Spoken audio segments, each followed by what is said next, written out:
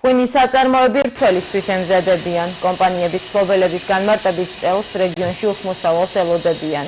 საქართველოს მთავრობის გადაწყვეტილებით მოსავალი დაუბინავებელი არც ერთ მევენახეს არ დარჩება და შპს მოსავლის მართვის კომპანია ყურძენს დადგენილი ფასებით ჩაიბარებს.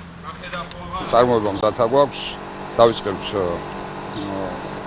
უკვე ძალიან მალე ყურძნის მიღებას, ვაპირებთ 12000 ტონა ყურძნის გადამუშავებას, აბსოლუტურად 100% ამას მივიღებთ მევენახეები და ჩვენი საკუთარი ვენახები არ გვაქვს.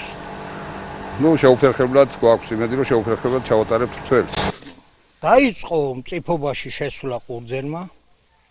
მე მაქვს ტერიტორიულად თეთრიც და შავი ყურძენიც, საფერავის ჯიშის და რქაწითლის ჯიში 1 ჰექტრამდე.